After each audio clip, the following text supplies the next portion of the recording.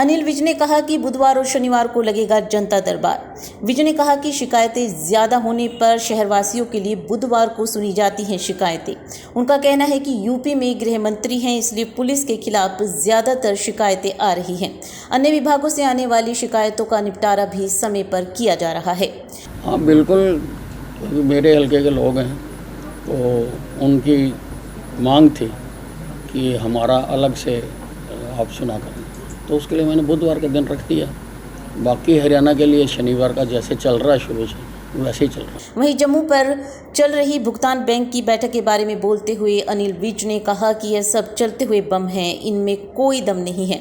समय समय पर देश में अस्थिरता फैलाने के लिए ऐसी प्लानिंग होती है। ये बिल्कुल चल चुके हुए बम हैं, इनमें दम नहीं है किसी में भी, और ये देश में अस्थिरता फैलाने के लिए समय समय पर अपनी प्लानिंग करते रहते हैं। केजरीवाल के हरियाणा में आदमपुर में यात्रा शुरू करने के सवाल को लेकर अनिल विज ने तंज कसते हुए कहा कि केजरीवाल बहुत ही शातिर है।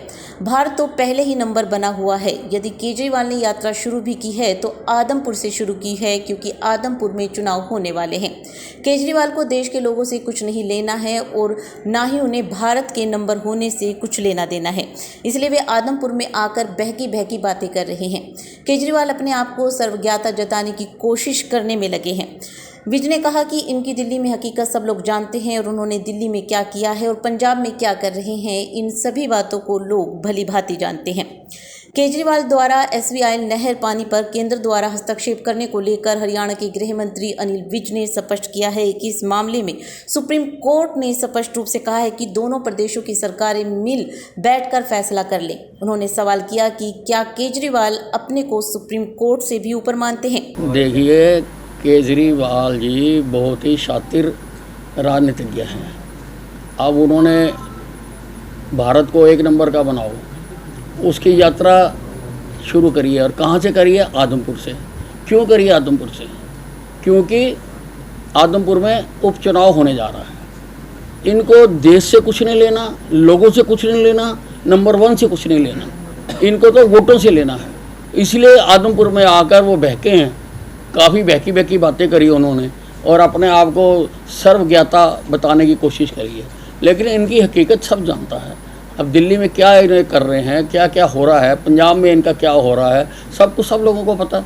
और क्या इनका मकसद है, लोगों को जानकारी है इस बात की। ये कौन होते हैं केंद्र पर छोड़ने वाले या किसी और पर छोड़ने वाले? मामला सुप्रीम कोर्ट का है।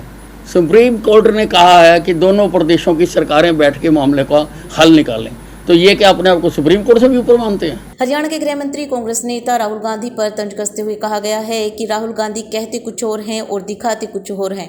बातें तो बड़े लोगों की करते हैं, लेकिन उनके कामकाज में काफ़ी फर्क है। नहीं, राहुल गांधी जी कहते कुछ और हैं, दिखाते कुछ और हैं। बातें तो करते हैं बहुत लोगों की, और अपना जो उनका कामकाज है वो और तरह का है। तो तो हमेशा से ही ऐसे करते हैं। तर्क है और किसी को भी छोड़ा नहीं जाएगा। और हमने जुडिशियल इंक्वायरी भी ऑर्डर कर दी हुई है, कंस्टिट्यूट हो चुकी है। उन्होंने अपनी कार्रवाई शुरू कर दी हुई है कि बिल्कुल जो इलीगल माइनिंग होती है उसके खिलाफ काम करने के लिए।